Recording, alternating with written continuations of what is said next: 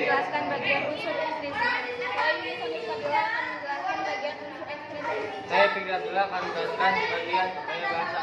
Saya Hanias Jana akan menjelaskan bagian struktur. Saya Muhammad Fidiansan, saya akan menjelaskan bagian sinopsis.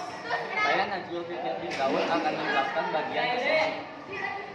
Unsur intrinsik dari novel ini yaitu yang pertama ada tema novel, berusaha meraih cita-cita. Alasan menentukan tema tersebut, buku ini menceritakan tentang pengembangan diri Cherry dengan berbagai batu loncatan seperti hubungan persahabatan, percintaan, dan peran dia sebagai anak pertama untuk mencapai satu tujuan yaitu cita-citanya. 2. Sudut pandang. Orang pertama yaitu ada pelaku utama. Kalau dia berani bertanya lagi, aku akan melemparkannya dengan wajan. Sudah berapa lama nih dia mengedip-ngedipkan mata yang dipenuhi bulu mata palsu, mengeluarkan suara falsetto so merdu menyita waktuku. 3. Alurnya yaitu maju. Karena alur ini dimulai dari Cherry masih remaja hingga dirinya melanjutkan pendidikan di tingkat yang lebih tinggi. 4. Latar tempat, yaitu resep-resep Cherry, toko kue, rumah Cherry, rumah Eva, dan rumah Kenichi terdapat dalam bagian orientasi dan komplikasi dalam novel ini. Dalam ada sekolah, mall, dan kafe Kenichi terdapat dalam bagian puncak konflik, yaitu ada Chia, New York, terdapat dalam bagian resolusi. Dan ada juga latar waktu, sore hari, yaitu saat Cherry bertemu dengan Kaji di taman, saat Eva dan Cherry pulang sekolah. Di malam hari, yaitu saat Kenichi melamar Cherry, saat Aidan mengamuk, dan saat malam prom. Di pagi hari, saat Cherry berkunjung ke rumah Eva. Dan ada juga latar suasana, yaitu ada menegangkan saat Aidan mengamuk pada Eva dan Cherry. Saat sedih, ketika Eva berkunjung ke rumah Cherry dan mengatakan akan tetap bersama Aidan. Dan haru saat Eva Kenichi menyusul Cherry ke Chia. 5. Amanat. Harus selalu ada di samping sahabat apapun yang terjadi, jalan apapun yang kamu pilih, I'm with you. Dan jangan menyakiti dan meninggalkan semua orang yang menyayangi kita, mungkin atas nama cinta, tapi setidaknya Eva tepat membuat pilihan dengan resiko menyakiti hati semua orang yang sayang padanya. 6. Tokoh dan penokohan Cherry, yaitu sebagai tokoh utama pemilik resep Cherry, mandiri, dewasa, dan ambisius. Eva, tokoh sampingan sahabat Cherry, gampang percaya dengan seseorang dan keras kepala. Kenichi, tokoh sampingan seorang chef dan tetangga Cherry, dewasa, romantis, dan ambisius. Aidan, tokoh antagonis pacar Eva, kasar dan toksik. Jelita, tokoh antagonis rekan kerja Kenichi, Celingi. Saya akan menjelaskan unsur ekstrinsik dari resep Cherry. Yang pertama ada nilai budaya yang berisi perspektif bahwa anak pertama dalam keluarga harus melanjutkan karir orang tuanya. Yang kedua nilai sosial yang berisi hubungan yang terjalin antar sahabat sangat keren. Yang ketiga nilai estetik yang berisi banyak majas yang digunakan dalam buku ini sehingga terlihat indah dan menarik. Yang keempat nilai moral yang berisi usaha yang keras untuk menjadi anak, kakak, dan sahabat yang baik. Yang kelima ada nilai agama. Adapun biodata penulis novel Cherry yaitu yang bernama Primadonna Angela yang lahir di Mumbai pada tanggal 7 Oktober 1976. Pekerjaannya penulis atau novelis. Urutan peristiwa dari novel Resep Cherry, yakni yang pertama adalah orientasi. Pada bagian orientasi, pengenalan cerita ini dimulai ketika sang penulis memperkenalkan seorang remaja. Cinnamon Cherry merupakan siswa SMA yang mempunyai toko kue dan mempunyai sahabat bernama Eva. Dan adik kecilnya yaitu Levi. Suatu saat adiknya memperkenalkan seorang laki-laki berumur 10 tahun bernama Kaz. Diketahui bahwa anak laki-laki tersebut merupakan anak dari seorang chef terkenal sekaligus tetangga barunya. Lalu bagian komplikasinya, yakni setelah penulis memperkenalkan tokoh yang ada pada novel ini, penulis memberikan sedikit konflik pada tokoh utamanya. Hal ini terjadi ketika Cherry berkunjung ke rumah Eva. Cherry bertemu dengan pacar baru Eva. Menurut Cherry, ada yang tidak beres dengan pacar baru Eva. Pertemuan Cherry dengan pacar baru Eva, yakni Aidan, membuat hubungan persahabatan Cherry dan Eva menjadi renggang. Hal ini disebabkan oleh pendapat Cherry mengenai pacar baru Eva. Di lain hari, ketika Eva berkunjung ke rumah Kaz, Cherry terlibat kesalahpahaman dengan Kenichi. Dan dari kejadian itu juga, Cherry mengetahui bahwa Kaz merupakan anak Kenichi. Setelah mengalami kesalahpahaman dengan Kenichi, Eva pulang ke rumah mendapati sahabatnya terluka akibat sikap kasar Aidan. Terjadi keributan yang besar antara Eva dan Aidan hingga Kenichi datang membantu Eva. Setelah hari itu, Kenichi mulai memberikan perhatian kepada Cherry. Tapi kesalahpahaman terjadi ketika Cherry mengetahui bahwa Kenichi mempunyai gebetan lain. Setelah bagian komplikasi, kita berlanjut pada bagian evaluasi. Setelah lama mengalami konflik dengan sahabatnya Eva menemui Cherry dengan penampilan dan perilaku yang berbeda. Untuk mengatakan sesuatu, betapa kecewanya Cherry saat mengetahui bahwa Eva memutuskan untuk tetap bersama Aidan dan merencanakan akan menikah setelah Eva lulus. Di suatu hari, Kenichi memberanikan diri untuk melamar Eva dan menjelaskan segala kesalahpahaman atas semua sikap Kenichi. Kenichi juga menjelaskan bahwa sebenarnya Kaz bukanlah anak kandungnya.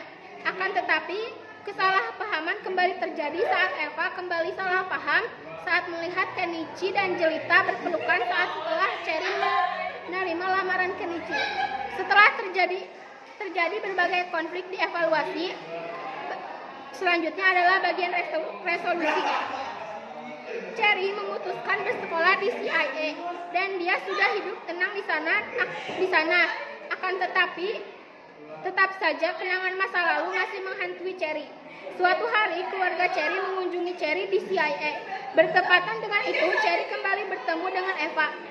Cherry lega saat mengetahui bahwa kini Eva sudah lepas dari Aidan. Belum selesai dengan segala hal yang berurusan dengan masa lalu, Cherry bertemu kembali dengan Kenichi.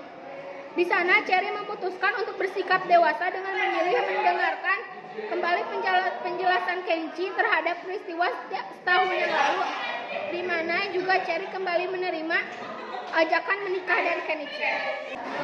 Berikut adalah analisis gaya bahasa dari novel Cherry. Novel ini merupakan gaya bahasa kiasan karena di dalamnya banyak ditemui kutipan-kutipan yang banyak mengandung majas. Berikut adalah beberapa kutipan yang di dalamnya mengandung majas. Gara-gara ditempeleng adian suatu dalam otak korslet. Kutipan di atas termasuk majas provokasi karena membandingkan benda hidup dengan benda mati, di mana Cherry membandingkan otak dengan suatu benda yang korslet karena pada dasarnya otak manusia tidak bisa korslet seperti benda-benda elektronik atau jenisnya. Anak itu mengiringi bete seakan dipaksa membersihkan toilet mampet selama seminggu penuh. Kutipan di atas termasuk dalam majas alergi karena Cherry membandingkan ada objek dengan penggambaran atau cara lain, di mana kutipan tersebut Cherry menyebutkan bahwa seorang anak memperlihatkan wajah bete seakan dirinya tenang dipaksa membersihkan toilet. Jangan main fitnah seenaknya, kataku mataku, lirak-lirik sana sini bagaikan domba di sarang singa haus darah. Kutipan di atas mengandung majas asosiasi karena kutipan tersebut membandingkan dua hal yang sebenarnya sangat berbeda tetapi dianggap sama, di mana saat itu Cherry tengah berada di antara orang-orang yang sedang memfitnahnya, dan saat itu pun Cherry menyamakan dirinya bagaikan domba di sarang singa yang sedang haus darah. Berikut saya akan menjelaskan sinopsis dari novel Resep Cherry. Sinamo Cherry adalah anak dari koki terkenal, namun orang tua Cherry selalu sibuk dengan restorannya sehingga Cherry seringkali merasa kesepian dan menginginkan adiknya. Ia pun memiliki adik saat ia sudah SMA, namun ia kurang menyukai adiknya karena yang bernama Lavender Rosemary, karena orang tua Cherry lebih memperhatikan Lave. Saat keluar bersama Lave, Cherry sering dianggap sebagai ibu dari Lave. Cherry memiliki toko yang bernama Brownies Cherry di samping rumahnya. Cherry juga memiliki taman dekat bernama Eva. Eva sangat menyukai Lave. Cherry sering kali menitipkan Lave kepada Eva. Eva juga sering bergonta-ganti pacar. Namun semenjak ia berpacaran dengan Aidan, Eva menjadi sangat sombong dan tidak mau bermain dengan Lave lagi. Eva juga memusuhi Cherry karena dibujuk oleh Aidan. Oleh karena itu, Sherry sangat membenci Aidan. Suatu hari, Sherry bermain dengan Lave di taman kota. Di sana ia bertemu dengan teman Lave bernama Kajak, mengajak Lave dan Sherry bermain ke rumahnya. Dan ia bertemu dengan seorang laki-laki bernama Shinichi yang disangkanya adalah ayah Kaj, namun ternyata adalah pamannya.